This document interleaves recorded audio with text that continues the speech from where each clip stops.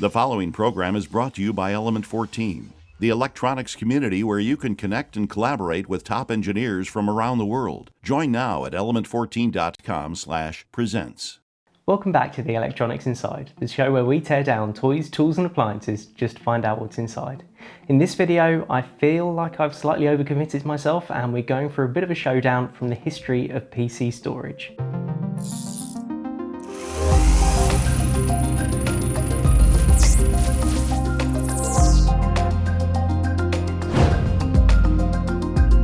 Right, I'd like to briefly run down the history of PC storage. Now, I'm going to be covering three distinct proper teardowns, but we're also going to cover a bit of the history of it, and I thought I would start with floppy disks. Now, hopefully everybody, or most people at the very least, kind of recognise this. And if, like me, you would see this and say, yeah, that's a 3.5 inch 1.44 meg floppy disk, like me, you'd also be wrong. This is actually an earlier one. This is a double density 720 kilobyte disk, not the high density 1.44 meg. Now, along with the 3.5 inch floppy drive, I've also got something which I remember from my childhood and I still have memories of using, but not anywhere near so much. This is a 5.25 inch floppy disk.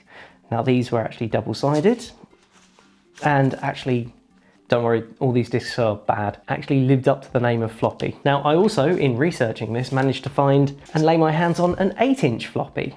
Now, these go way back. I don't think this one's ever been used. I think this is new old stock and looks fantastic for it too, but they go all the way back to the 1960s. This is the Commodore Vic41 disk drive. Now, this was designed to go with the Commodore 64. You probably recognise that wonderful aged brownish colour, the Commodore logo. And for anybody that's never done it, 5.25 inch drive, and then you lock it in place. Now, of course, these discs are double-sided, so they go in both ways. Now, like lots of magnetic media, they have all sorts of notches and cutouts which symbolise various things to the computer. The other special thing to note about 5.25 inch drives is they have a physical notch out of the drive in one place, and that tells the disk drive where track 0 is. So that tells it basically physically where to start reading the data from, outwards in sectors and spirals. And yeah, the disk itself in 5.25 inch discs and 8-inch discs is just a film with iron oxide or ferrite impregnated material on it. So inside the disc is this magnetic material, which is no different from what you have on cassettes and tapes and other storage that is magnetic. Inside the case, you also have this wonderfully cared for discs. This soft fabric to make sure it doesn't catch any dust or grit or anything that's going to scratch and damage that surface. And it also helps it spin because, of course, this is sort of clamped down by the drive and to rotate the drive as it's being read. So this is the first thing we're going to take apart. And where to start? And when this was first released, I understand it cost almost as much as the Commodore 64 itself. And I understand that's also a bit of a hardware hack. I think they had to put a lot more computing power into the floppy drive itself to make it even passable in terms of read-write speed. Otherwise the machine basically locked up and couldn't even do anything else, couldn't display anything on screen while it was reading from the floppy drive. So they put a lot more compute power in here, so it was almost like a high-level network back to the main PC. There we go. So now we see the top coming off. What we see on this top board straight away is pretty much half the components which go into a Commodore 64. This is almost the entire computer, almost. And these are all dip-socketed. So if you had a Commodore 64 that was short on parts and you needed to hijack them, you could whip them out of one of these. For some reason, I really thought there was going to be a lot more electronics in here than just that board. I thought for some reason there'd be another layer, but clearly not. Okay, here you can see the floppy drive mechanism. So if I now get a disk which I haven't torn apart, and you insert it here, you can see the exposed edge of the floppy drive actually comes in and sits between this item here, which I'm guessing is the read-write head. And as that presses down, as you lock the floppy drive, You can see it drops onto the surface of the disc, and this also clamps down on the disc to enable it to spin. It has to be said, actually, as an observation, that the drive mechanism and the onboard motor controller is actually manufactured and brought in by somebody else. You can see it's Mitsumi Electric, and they would have been shipped as those to all kinds of companies that were using the 5¼ inch format. But because the control electronics are completely bespoke to the manufacturer of this disk drive in particular, that meant that they had more control over the low-level peripherals and how the hardware was written to, which does mean that a 5¼ inch floppy that's been written to in one drive by one machine is almost definitely not compatible with another one. So a 5¼ inch floppy drive in an IBM machine is completely incompatible with a Commodore, completely incompatible with a Mac. I'm saying that, I'm actually not sure if Macs use 5¼ drives. I'm assuming they did at one point in time. Well, based on the fact that I've already seen a stripped screw in here, maybe I need to take back everything I just said on this being a retrofit drive from someone else. Maybe the original drive failed in here, and because so much of the cost of this is in the electronics, somebody managed to retrofit a different manufacturer's floppy drive in, but to make it fit, they had to butcher the base of this. I mean, seriously, it looks like somebody's been in there with a can opener to make this spindle fit. So these three examples are the standardized sizes that got adopted. I also found numerous others. There was a 3-inch 1.2 megabyte floppy drive and all sorts in between, but they are fundamentally very, very simple. Data written onto ferrite material on a rotating disc, normally divided up into sectors and read with ingenious but otherwise basic hardware. There's not really much to this. Most floppy drives had a lot of this sort of it built in. It's only Commodore that managed to get this so wrong that they needed to incorporate all of this. So, interesting to see. Okay, so fast forward a few years, time marches on, and thankfully floppy drives were no longer the only way we had of transferring data. CD-ROMs came along. CD-ROMs were great. They held 600 times the amount of data the best version of a 1.44 meg floppy disk drive. But the problem is they were CD-ROMs, read-only memory, and yes, everybody is well aware that CD-writable and rewritable came along, but they were expensive, and in the 90s, mid-90s in particular, our thirst for transferring data was going up really fast, and CD rewrites the drives themselves were so expensive. So along came a format race, a competition that probably no one even remembers, and that is the super floppies. To supersede the floppy disk, we had a number of options, one of which was the zip drive. We also had competing formats like zip drives, jazz drives, there were equivalent worm drives, but zip is the one I've managed to get hold of, and we're going to have a look at. Now this is, again, new stock, a Mac formatted 100 megabyte zip disk, and this was, for a time, the thing to replace floppy drives. Now, the only thing that's weird about these is I remember them being around, I remember people having them, I remember handling them. I'm not sure in my life I've ever actually used one for transferring material myself. I can't ever remember using a zip drive or a jazz drive. And it shows why you probably don't remember them either, because they never became that widely adopted. It was so rare to see them built in and shipped with PCs that they always came with external drives that they were just never that common. And of course, without everybody having the drive, it was hard to transfer data. It wasn't, oh, can you stick this floppy drive in your machine? So by the time we get to super floppies, oh wow. So when I said on floppy drives, they still have all these notches and outputs to tell the machine how big they are and what format they are. I've never noticed this before, but on the zip drive, they've got like these retro reflectors, and I would be pretty sure that those retro reflectors, the configuration probably tells the drive some information about the format. Now, you can also see that instead of having this big open gaping hole which exposes the whole platter, zip drives have only got this little hole that the read-write heads are inserted into. 100 meg for the first initial format. These went up to almost a gigabyte on their final iteration, but by which point they were so defunct and so underused, I'm not sure anybody ever bought a larger one. So here is the drive itself. Obviously, this is a parallel interface drive. Got a power connector on the side. This goes in the front. It looks like a nice colour for the drive as well. It makes a bit of a change from everything else PC based in the 90s, which was just grey and beige. So the case open, I mean, you can see that this is still, I appreciate this is an iterative improvement on the floppy drive, but you can still tell it's of the same ilk. With the mechanism loosely in place, you slide the disc in. You see this arm withdraws that head as you insert. When you start pushing here, now that there is the read-write head. Now that is very similar to the read-write head on a hard drive.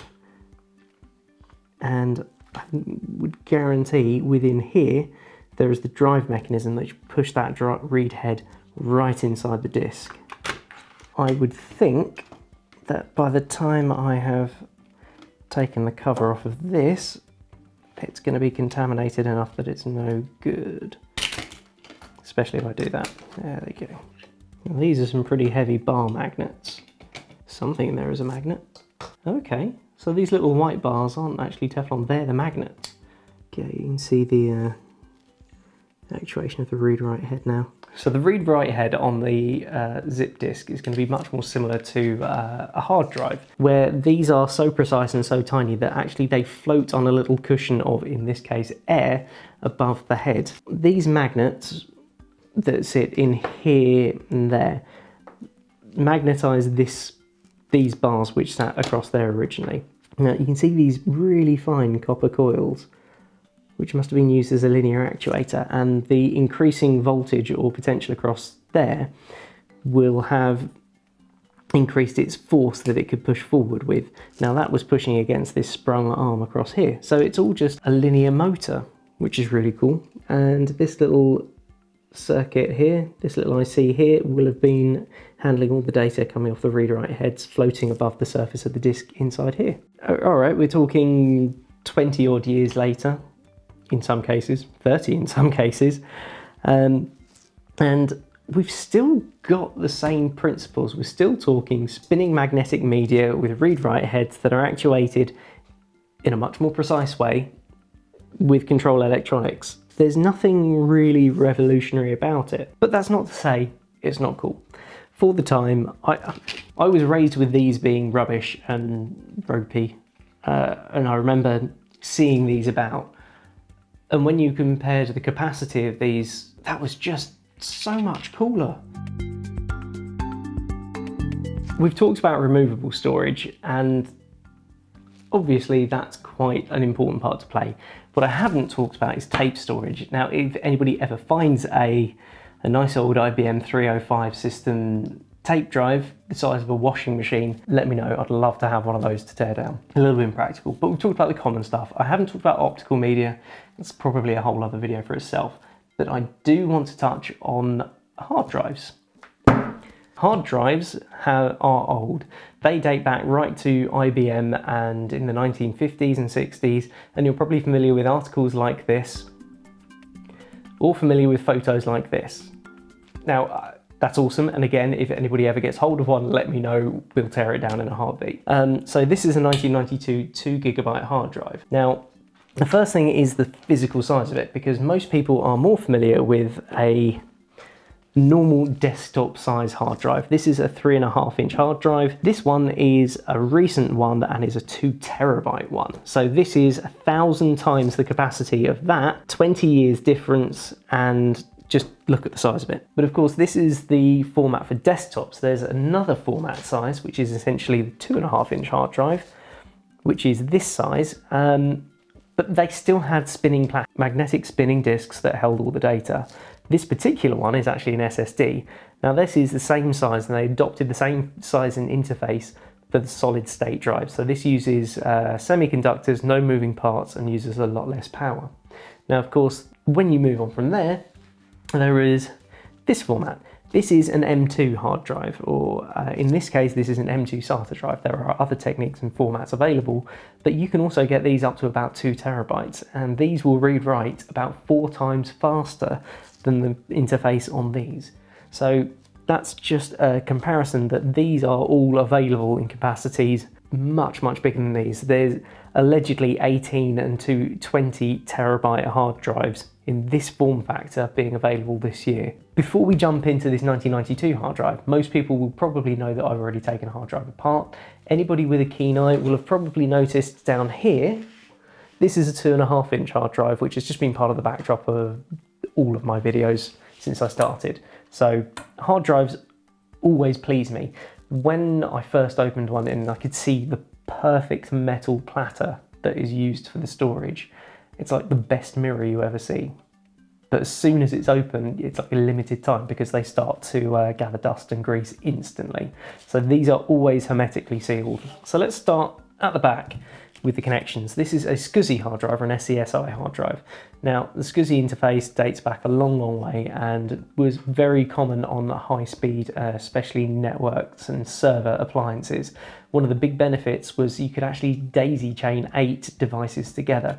So when you were putting together RAID configurations for higher speed and higher data capacities, like I say, 2 GB was big at the time. So being able to make a RAID array that could use several of these together was a big benefit. And still using the Molex connector. It's been everywhere for so long that I kind of find it hard to believe there was a time before this Molex connector. I can officially say I've never worked on electronics with connectors quite this big. Electrical systems, yes, but not electronics. Certainly not a hard drive. Okay, slightly broken the heat.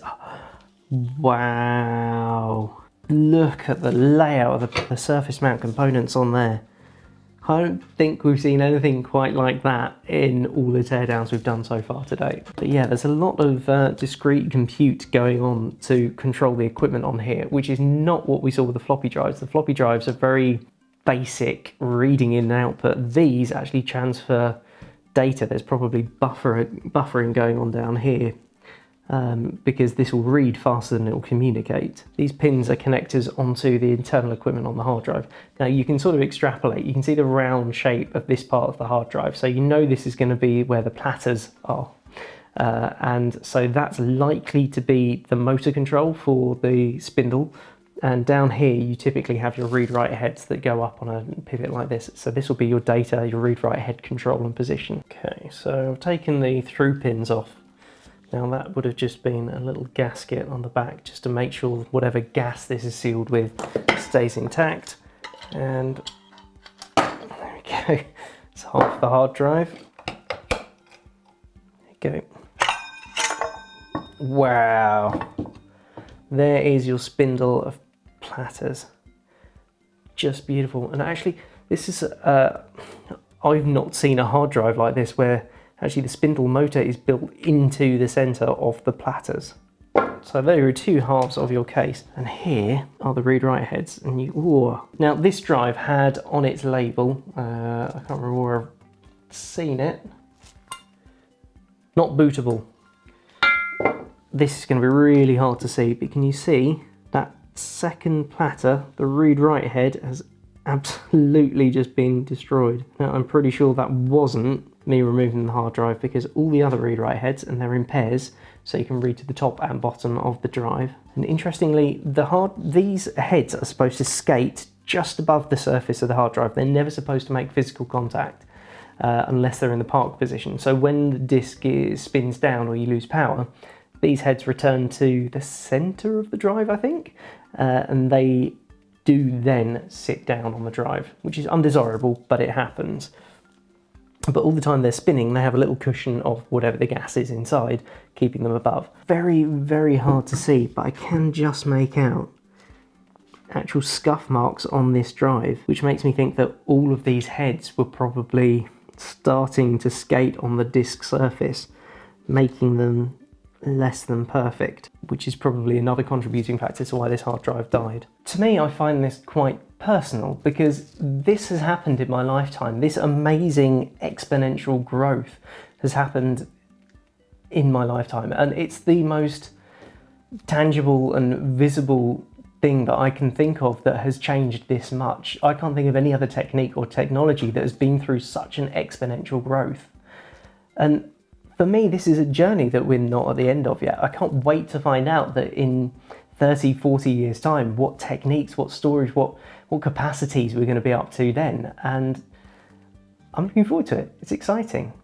Look, I know I waffled on, and this may not be for everyone, but I hope you have enjoyed it. And if you have an idea for a teardown, or you know where we can find an old reel-to-reel data recorder that I can tear down, let us know over at the Element 14 community at element14.com/the electronics inside. Thanks for watching. I'll see you next time.